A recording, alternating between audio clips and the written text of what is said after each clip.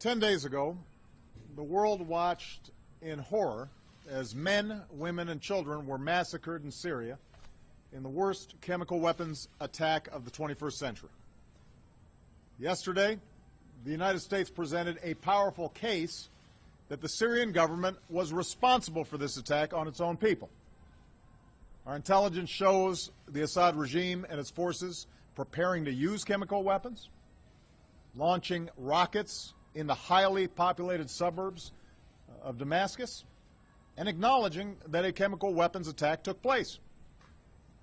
And all of this corroborates what the world can plainly see. Hospitals overflowing with victims, terrible images of the dead. All told, well over 1,000 people were murdered.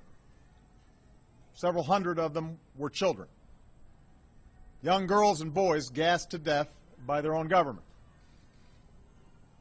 Now, this attack is an assault on human dignity. It also presents a serious danger to our national security. It risks making a mockery of the global prohibition on the use of chemical weapons.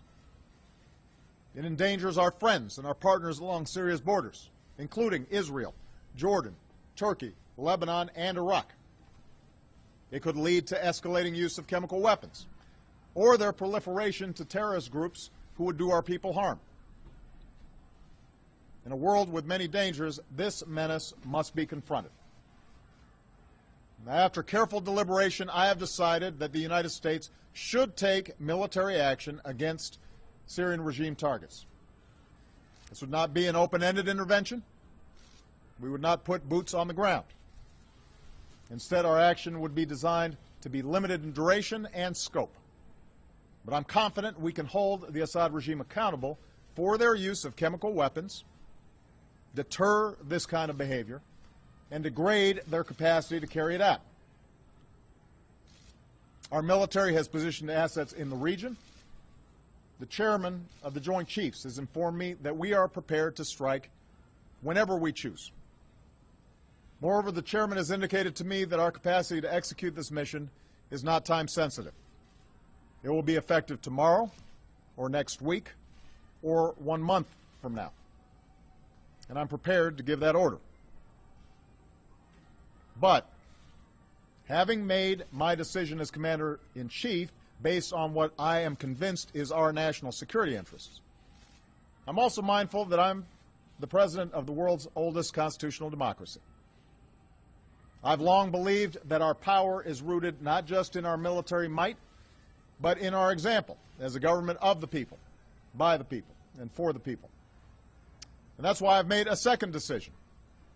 I will seek authorization for the use of force from the American people's representatives in Congress.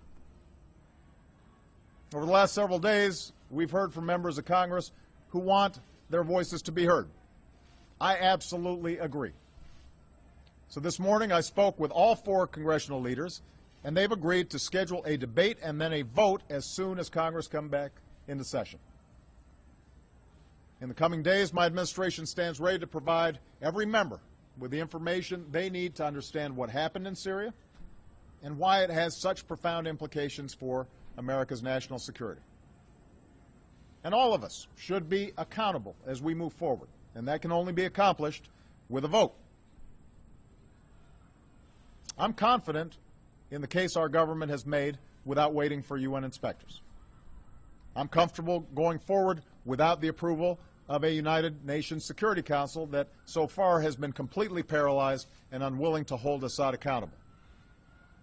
As a consequence, many people have advised against taking this decision to Congress. And undoubtedly they were impacted by what we saw happen in the United Kingdom this week when the Parliament of our closest ally failed to pass a resolution with a similar goal, even as the Prime Minister supported taking action.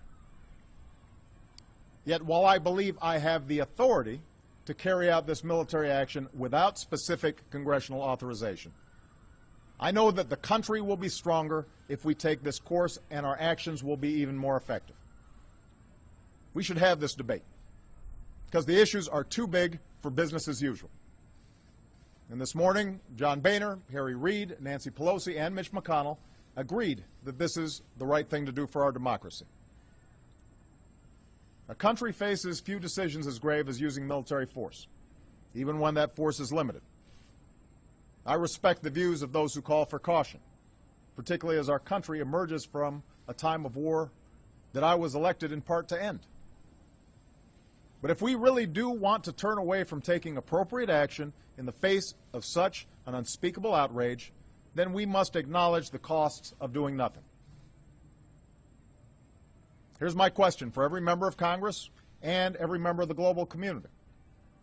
What message will we send if a dictator can gas hundreds of children to death in plain sight and pay no price? What's the purpose of the international system that we've built if a prohibition on the use of chemical weapons that has been agreed to by the governments of 98% of the world's people and approved overwhelmingly by the Congress of the United States is not in